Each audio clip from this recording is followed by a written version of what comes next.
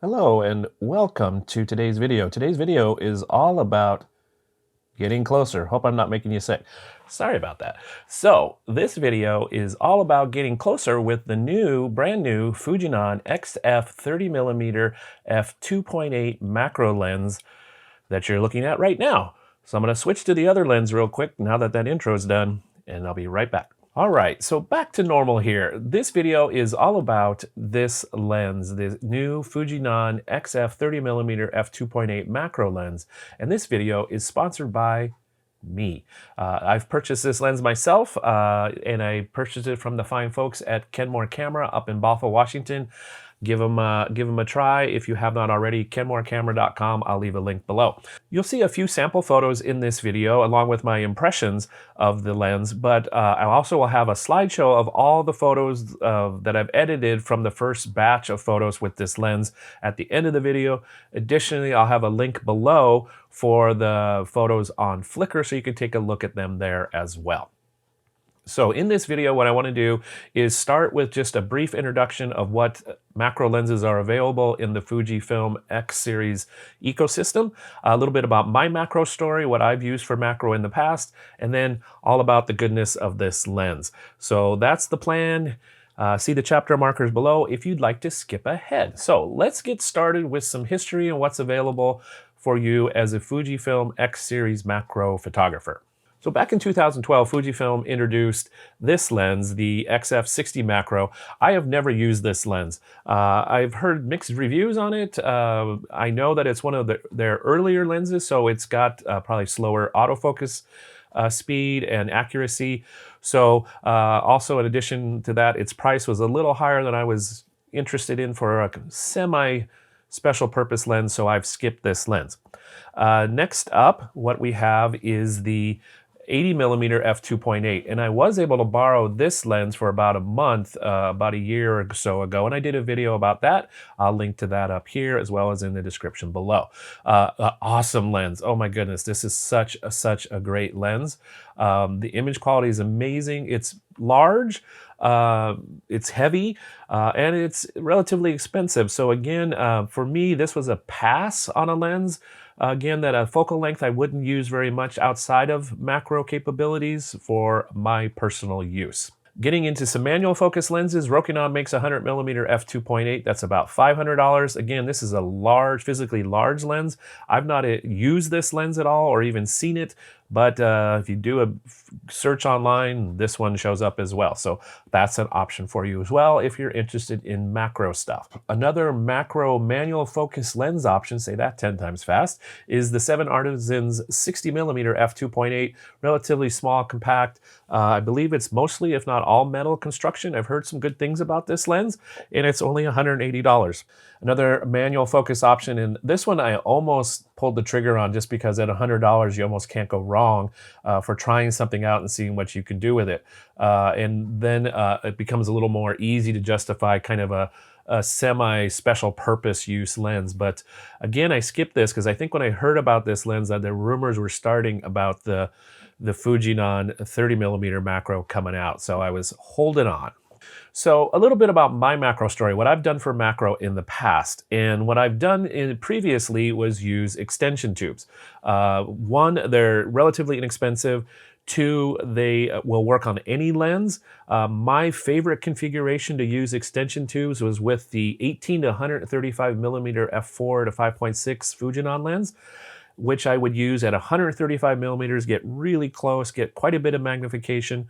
I used this configuration for quite a while, pretty much since I got the lens, which was about 8 years ago. And here's some photos of what that looks like. So in this configuration of using 2 extension tubes with the 18 to 135 at 135mm, minimum focusing distance is right around 2-3 inches from the front of the lens element, and you can get some pretty fun and interesting photos.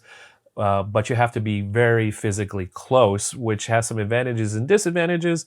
For me, the older I'm getting, being closer with telephoto, where your distance is really short, I have a little bit more issue of stability and ability to hold still. So focus is quite a bit of an issue because your depth of field is really, really shallow when you're that close.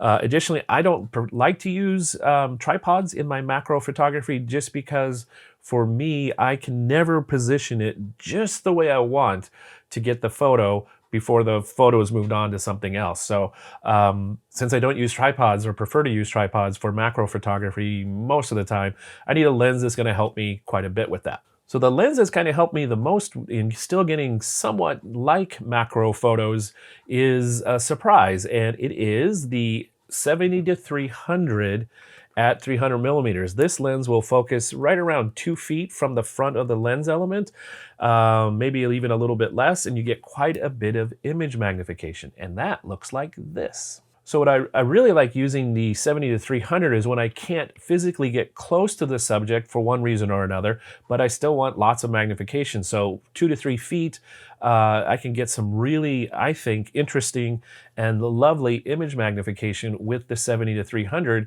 And because I'm a little more distance from the subject, 2 to 3 feet, I don't have to be quite as steady in my holding of the camera position when I'm not using a tripod, so I still get sharp photos and using the image stabilization in the lens as well as the in-body image stabilization of the XH2S. It's a great combo and I really, really enjoy it. I really like the look of the close-up photos with the 70-300 at 300 millimeters because at 300 millimeters, you get a really shallow depth of field at just about any aperture. So you get nice separation and kind of a minimal look that I like. So that brings us to today, well, last week, when the Fujinon XF 30mm macro was released. You'll notice all these macro lenses have one thing in common. They are all f2.8, which I think is interesting.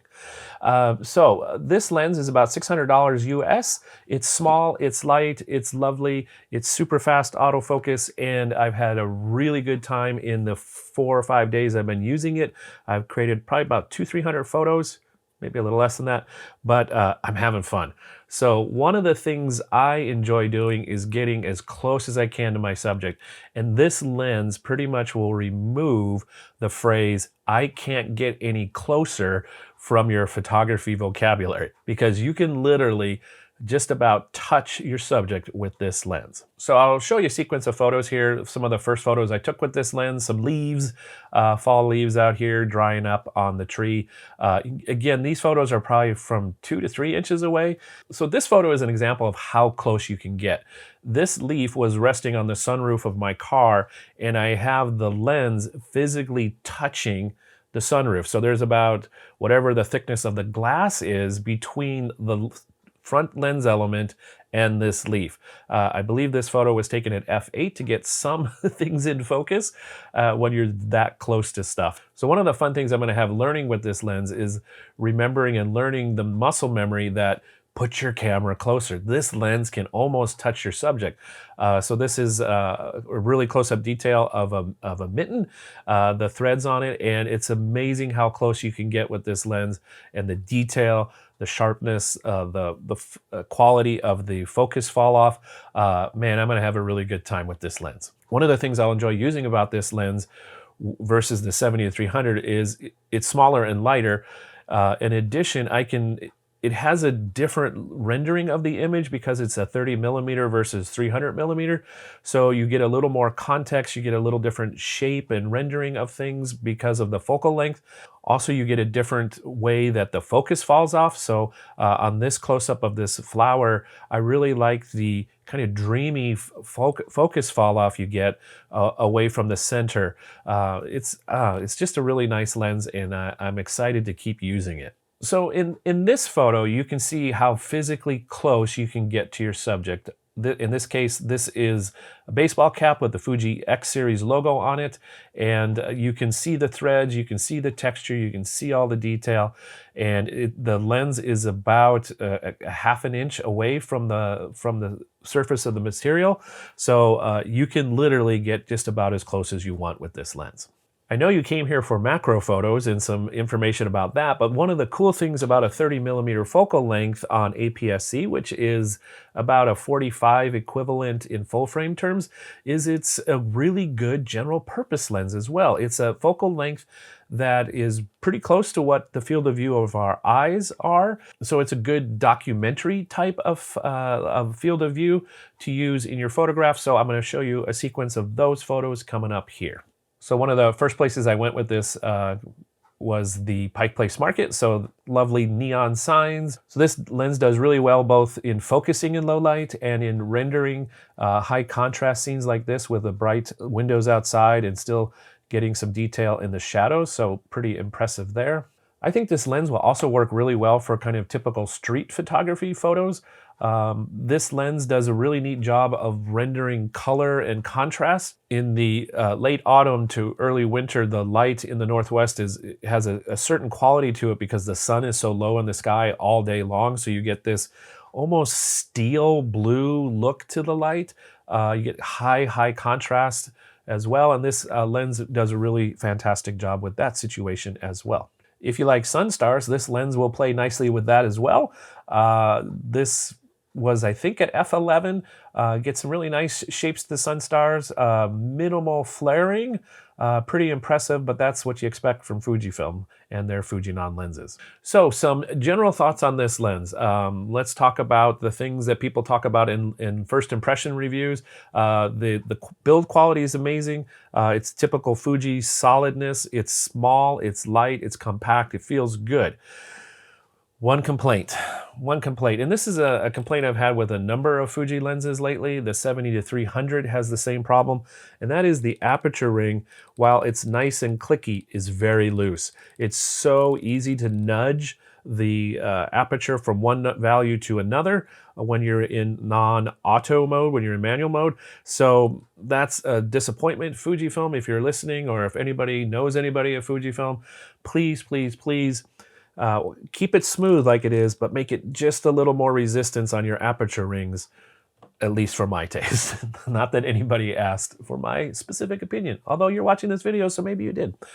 Focusing, my experience with focusing on this for both photo and video is it's very quick, it's very quiet, and it's very accurate. So I'm really impressed with the focusing speed as well as the focusing accuracy on this lens. And what's particularly impressive is how close, again, this will accurately autofocus to a subject.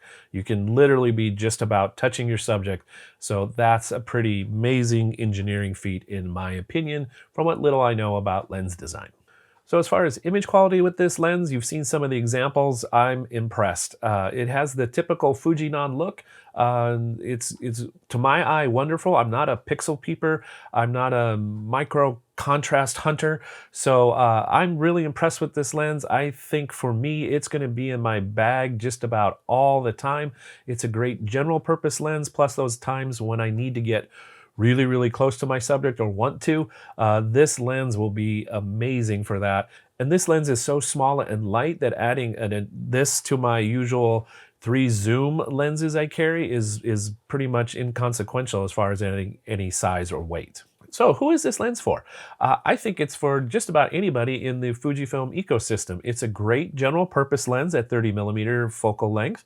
Additionally, that ability to pretty much choose any distance to your subject you would like to be as far as closeness is an amazing ability to give you other options for creating different kinds of photos.